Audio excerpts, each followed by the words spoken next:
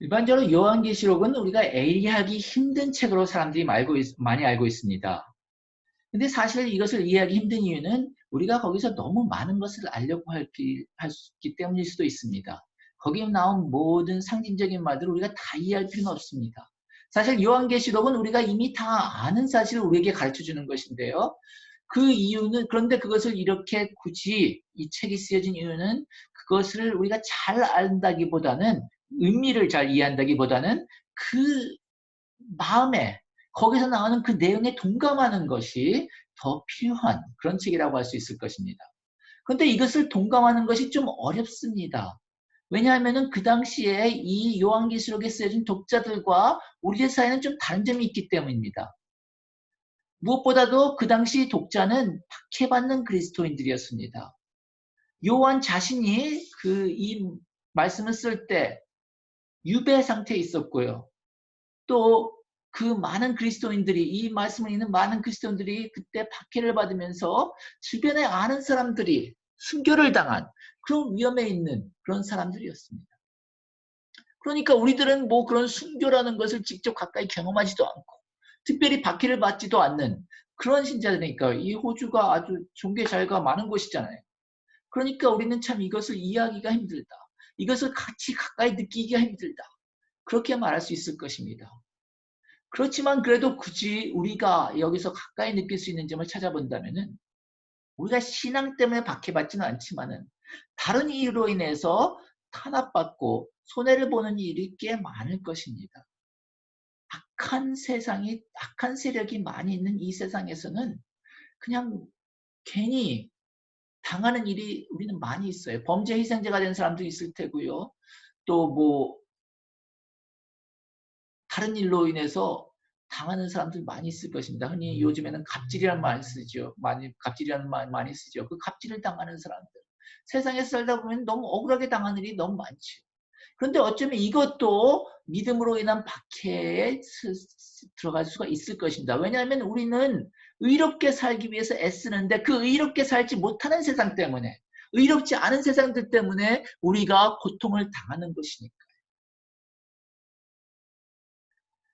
오늘 말씀에, 요한계시록에 나온 오늘 말씀에 보면은 그 두 증인이 나오는데요. 오늘 본문을 그냥 여기서부터 정했지만은 사실 그 전에 두 증인에 대해서 얘기가 나옵니다. 그 두 증인은 하나님의 말씀을 전했는데요. 이 하나님의 말씀을 전하면서 그냥 전한 것이 아니라 능력으로 전했습니다. 그 말씀을 거부하는 사람들을 다스릴 수 있는, 이렇게 처벌할 수 있는 그런 능력이 있었고, 그 능력으로 인해서 많은 큰 일을 했다는 것을 우리가 볼 수가 있었습니다. 그런데 그 능력의 일이 끝나는 때가 왔습니다. 이 두 증인이라는 것은 특별히 교회를 가리키는 건데요. 교회를 가리키는 건데, 뭐 교회 사역은 언제든지 끝나지 않으니까 교회 전체를 가리킨다기보다 교회에 있는 사람들을 대표하는 그런 인물이라고 할 수가 있을 것입니다. 교회 전체를 가리킬 수도 있고 또 교회에 있는 구체적인 사람들을 가리킬 수도 있는데요. 그들이 증언을 마칠 때 아비소스에서 올라오는 짐승이 그들과 싸워서 이기고 그들을 죽일 것입니다 하고 기록되어 있습니다. 이 아비소스에서 올라오는 짐승은 이 다음에도, 요한계시록이 다음에도 더 자세히 설명이 나오는데요. 악의 세력을 대표하는 그러한 생명체입니다. 이 악의 세력을 대표하는, 다시 말해서 사탄을 대신하는, 사탄 쪽에 서 있는, 악마 쪽에 서 있는 그러한 짐승입니다. 그 짐승이 와서 교회를 대표하는 이 두 증인을 죽였다고 했습니다. 그전에는 이 두 증인이 굉장히 큰 능력이 있었는데, 우리는 이것을 알아야 됩니다. 우리가 교회가 정말 능력이 있고 교회가 큰 일을 하고 하나님께서 교회와 함께 하시기 때문에 아주 큰 좋은 일이 많이 일어나는 것이 사실입니다. 그렇지만 그렇다고 해서 이런 좋은 일이 항상 일어나는 것은 아닙니다. 아직도 이 세계는 악의 세력이 힘을 잡고 있고, 그런 악의 세력이 많은 능력을 키우고 있을 때 우리에게 교회가 당할 때도 많이 있습니다. 교회는 승리할 때도 많지만은 억울하게 당하고 또 많이 핍박받고 그럴 때도 많이 있습니다. 무엇보다도 조금 전에 말씀드렸지만 박해받는 일이 많이 있지요. 이 1세기에 이 요한계시록 읽었던 사람들은 이 말씀을 읽을 때 아주 그냥 우리가 정말 박해받을 때가 많을 테지 하고서 강하게 느꼈을 것입니다. 그리고 박해받을 때만이 아닙니다. 교회가 또는 교회 안에서 문제가 생겨서 교회가 잘못될 때도 많이 있죠. 교회가 침체될 때도 많이 있죠. 호주에서 최근만이 아니라 수십 년 동안 일어난 일이 무엇입니까? 아동들의 성추행이 교회에서 이루어진 일이 너무 많아가지고, 그리고 교회가 그것을 쉬쉬해가지고 문제가 된 것이 많이 있었잖아요. 교회가 잘못해서 생기는 교회의 아픔도 있습니다. 또 교회는 잘하고 있지만 주변에서 교회를 잘 받아들이지 않기 때문에 교회가 계속 침체기로 들어서는 때도 있습니다. 지금 호주가 그럴 때라고 할 수 있겠지요. 교회인들이 많이 모이지 않고 사람들이 교회에 잘 가지 않는 시대가 왔습니다. 그런 여러 가지로 교회가 어려울 때, 교회가 당할 때가 많이 있습니다. 교회가 죽임을 당하는 것 같은 그럴 때가 있습니다. 그리고 그뿐만이 아닙니다. 그럴 때가 아주 강하게, 고통이 강하게 오죠. 그 다음에 보니까 그들의 시체는 그 큰 도시의 넓은 거리에 내버리게 될 것입니다. 그 도시는 영적으로 소돔 또는 이집트라고 하는데 곧 그들의 주님이 십자가에 달리신 곳입니다. 그랬어요. 시체가 그 도시에 버려졌다는 것은 이 시체를 아주 경시하고 이 사람들한테 아주 수치를 굉장히 주려고 했다는 그런 의미입니다. 왜냐하면 우리는 사람이 죽으면 장례식을 제대로 해주고 그 사람들 무덤에 묻고 아니면 화장을 하고 그래야지 정상이잖아요. 그런데 이 시체를 그냥 도시에 버려뒀다는 것은, 그리고 그 뒤에 보니까 무덤에 안장하지 않았다고 자세히 나와 있어요. 그리고 오히려 이 시체들, 이 죽은 사람들 때문에 기뻐했다고 했어요. 세상은. 아주 세상은 이 사람들을 진짜 미워했다는 것입니다. 그리스도인들을 미워합니다. 왜냐하면 세상은 죄에 물들어 있으니까. 세상은 죄를 짓기 때문에 진리를 지키고 진리를 외치는 사람들을 싫어합니다. 우리 그리스도인들을 싫어할 수밖에 없어요. 세상은. 그렇기 때문에 이 도시는 영적으로 소돔과 이집트라고 묘사를 했지요. 소돔과 이집트는 그 한 시대에 아주 나쁜 죄악에 물드는 그런 곳으로 알려졌습니다. 아브라함의 시대에 소돔이 죄악의 도시였고, 모세의 시대에는 이집트가 바로 죄악의 곳이었기 때문에 그곳에서 탈출을 했었죠. 출애굽이라고 그러죠. 애굽은 이집트를 옛날에 그렇게 불렀었는데. 그리고 그렇기 때문에 오늘 제1독서의 말씀에서도 베드로는 이 세대를 비뚤어진 세대라고 불렀던 것입니다. 세상은 죄에 물들었기 때문에 그리스도인을, 교회를 싫어합니다. 그렇기 때문에 교회는 멸시받고 핍박받고 그럴 수밖에 없는 것이에요. 완전히 박해를 받지는 않더라도 종교의 자유가 있기 때문에 어떤 면에서 멸시받고 그냥 학대받고 그러는 경우가 너무 많은 것이죠. 근데 여기서 제가 아주 좋아하는 말씀이 바로 여기 나오는데요. 성경 전체에서도 좋아하는 말씀 몇 손가락 안에 꼽힐 만한 그런 말씀인데요. 곧 그들의 주님이 십자가에 달리신 곳입니다. 그래서 우리가 이렇게 교회가 고통을 겪을 때, 교회가 정말 너무 힘들다, 교회가 잘 안 된다, 세상 사람들은 교회를 미워한다, 그런 것을 느낄 때 기억해야 될 것이 있습니다. 우리 주님도 그것에서 고통을 받았습니다. 우리 주님도 십자가에 못 박히셨습니다. 그러므로 우리 교회가 받는 고통이 결코 우리만 느끼고 그냥 하나님은 그냥 상관하지 않으시지, 그런 고통이 아니라는 것입니다.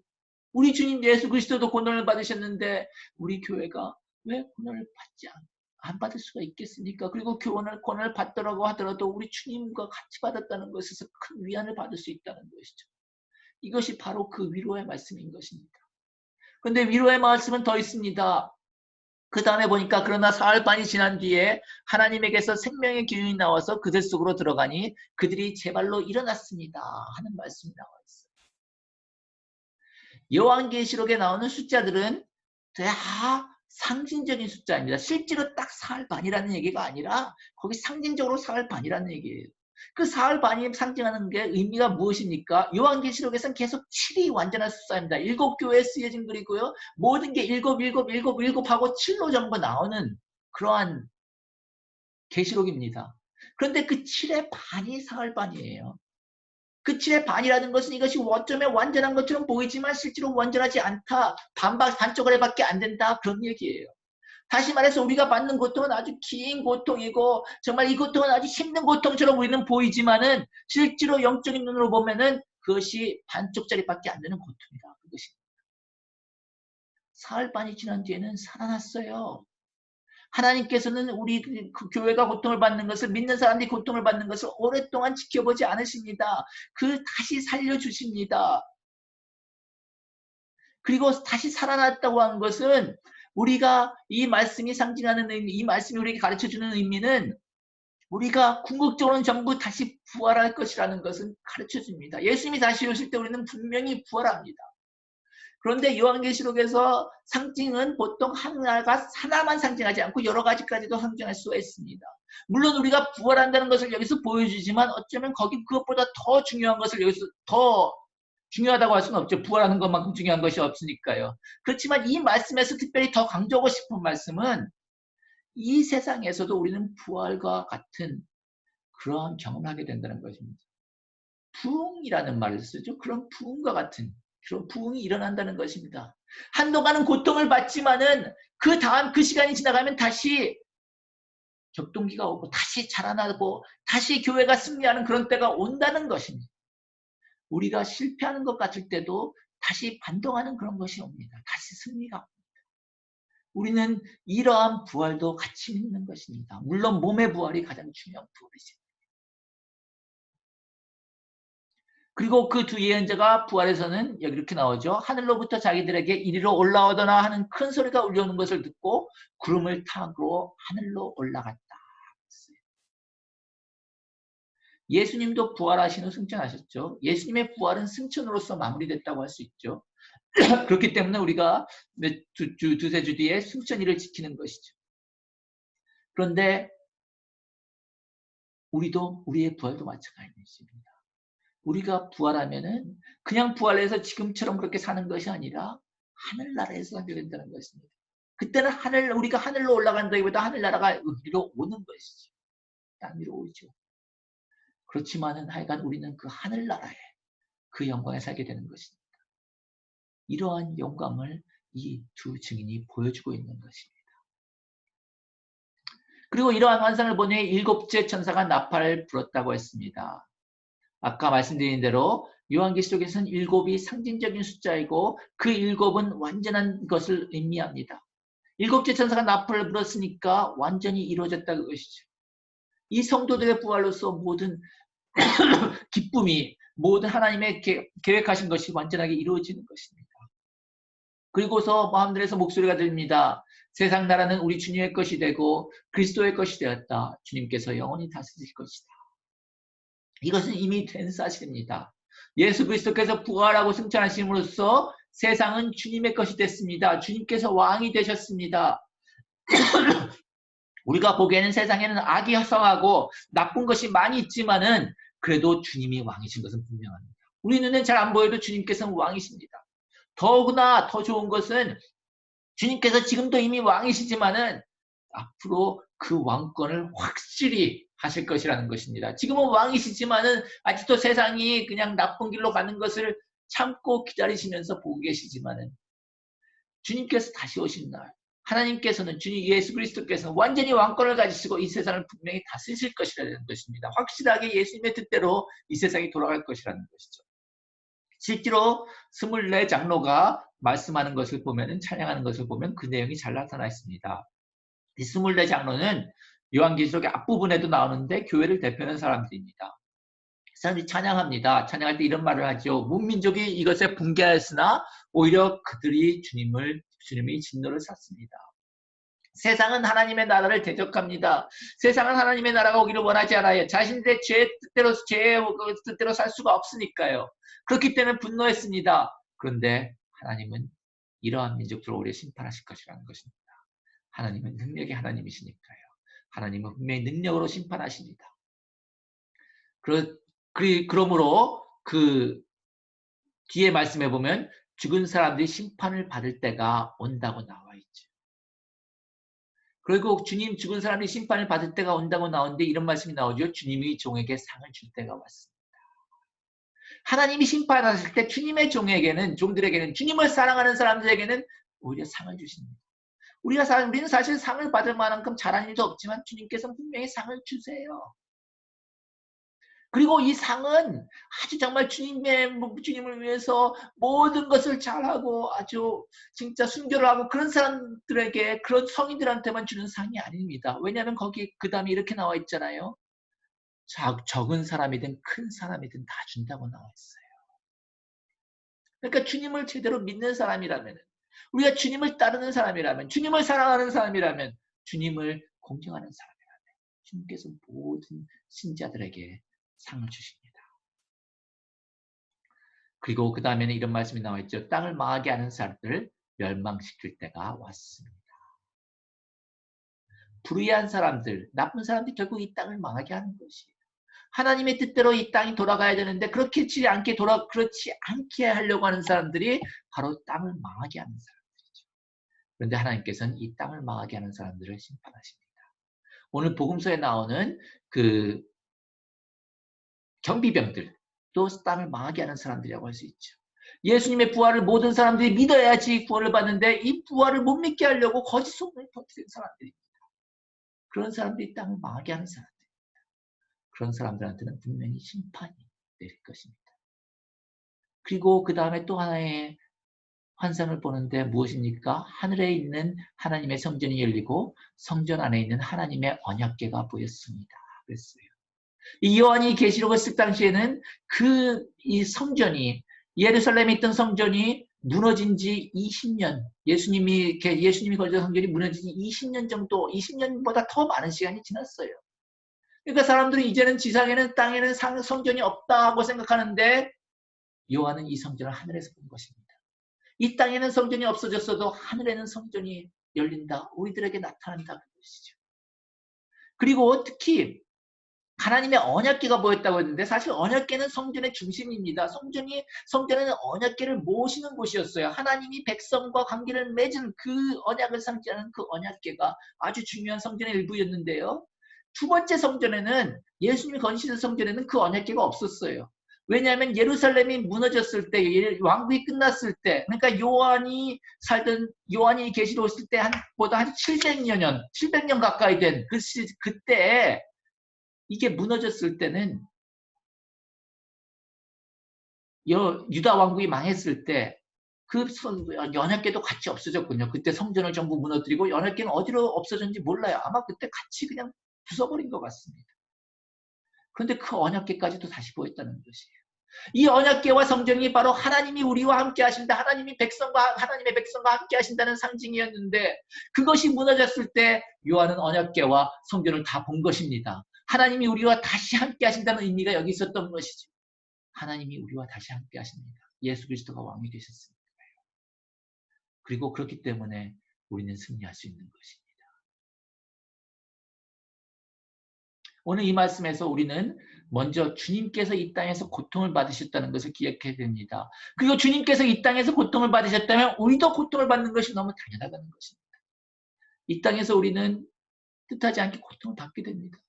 때로는 그것이 자연재난이고 어쩔 수 없이 받는 고통도 많지만 많은 고통들이 다른 사람들이 나쁜 짓을 하기 때문에 받는 고통이에요. 다른 사람들이 그냥 우리 서로를 상처를 주는 말을 많이 하기 때문에, 다른 사람들이 옳은 길을 가지 않기 때문에 결국 옳은 길을 가려는 사람들은 고통을 받게 되는 것이 이 세상입니다. 그것이 그리스도인이기 때문에 주는 박해이건 아니면 그냥 옳게 살려고 하는 사람들을 싫어해가지고 주는 박해이건, 하여간 우리는 어떤 경우이건 옳게 살기 때문에 고통을 받게 되는 것이 이 세상에 사는 길입니다. 그런데 우리가 또 하나 기억해야 될 것은 예수님께서는 고통만 받으신 것이 아니라 부활하고 승천하심으로써 승리하셨다는 것입니다. 그리고 이것은 바로 우리에게도 적용된다는 것입니다. 우리가 이 땅에서는 고통을 받지만 그 고통이 끝이 아니라는 것입니다. 우리는 결국은 승리하게 된다는 것입니다. 그리고 결국은 승리하게 된다는 것은 그 예수님이 다시 오셨을 때 그 하는 승리만을 우리가 바라보는 것이 아니라, 그때 부활만 바라보는 것이 아니라 이 땅에 살 때도 예수님께서 지금도 다스리시기 때문에 우리가 지는 것 같아도 다시 이기는 때가 계속 온다는 것입니다. 교회가 약해지는 것 같아도 다시 반동하는 때가 온다는 것입니다. 그리고 우리는 이렇게 계속 어려움을 당해도 승리하는 그런 삶을 살면서 이 땅에서 살다가 최후의 승리를 예수님이 다시 오실 때 맛보게 된다는 것입니다. 그러므로 우리는 이러한 승리를 항상 바라보면서 주님께 감사하고 주님을 의지하며 살아갑시다. 성부와 성자와 성령께 영원토록 영예와 영광을 드립니다.